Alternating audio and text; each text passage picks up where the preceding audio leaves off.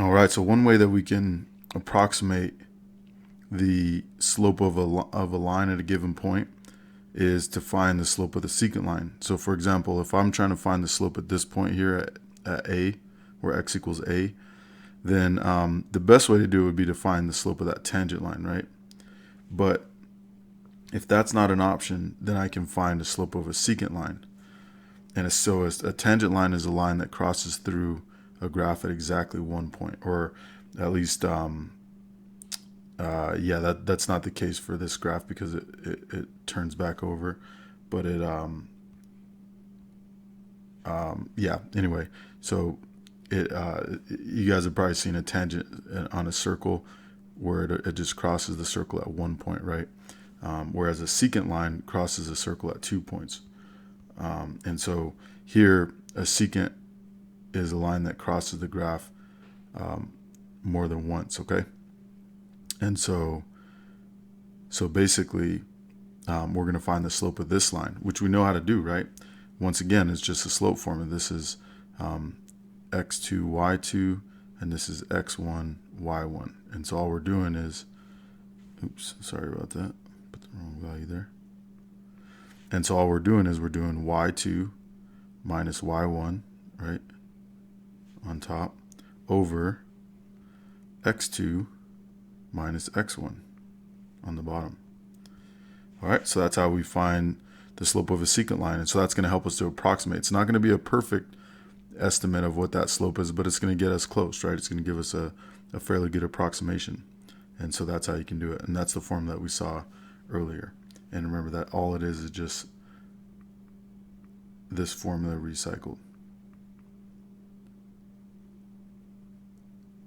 All right. Okay. So let's see how this looks when we get f of x or the point x, when we get it closer to A. What do you think? Is that estimate going to be closer to the slope or not as close to the slope as the orange line here? Yeah, and if you're thinking it's going to be closer, you're exactly right. As we get x closer to A, our slope is going to become more and more precise, okay? So as we get this point closer and closer to where A is, our approximation of A, the slope of the secant line, is going to be closer to the actual slope, right? And so that's basically what a derivative is you're just trying to get as close as you can to this point, to the point where you're actually almost on it, and you're getting as infinitesimally close to that particular point. And once again, I'm doing a little foreshadowing here, getting a little excited about getting to the calculus part. But anyway, but that's basically what calculus is getting super, super close, getting these 2 points super, super close together to the point where your secant line is actually the same as your tangent line. And you can see here that this is exactly what happens, right?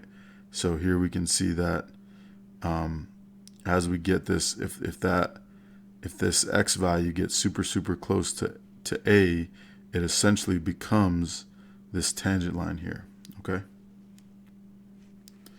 All right.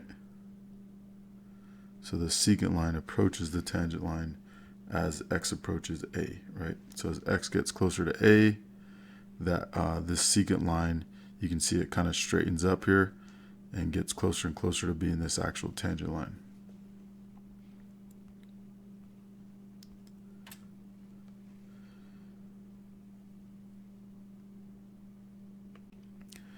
All right, so you can see here that if we're trying to estimate the slope at 1, 1, so 1, 1 is right here. And same thing, it's right here, okay? And so if we're trying to approximate, the closer we get to 1, 1, the closer the secant line is going to be to the actual tangent line. So let's take a look at 2, 4 here. 2, 4 is not as close to, like 2, 4 is right here. So if I find the slope of this secant line here, that's not going to be as good of an approximation as 3/2, 9/4, right? Which is which is closer to 1, 1, because 3/2 is 1.5, 9/4, 2.25, right? So it's going to be something like right here. And so this secant line is going to be closer to the tangent than this secant line was. All right.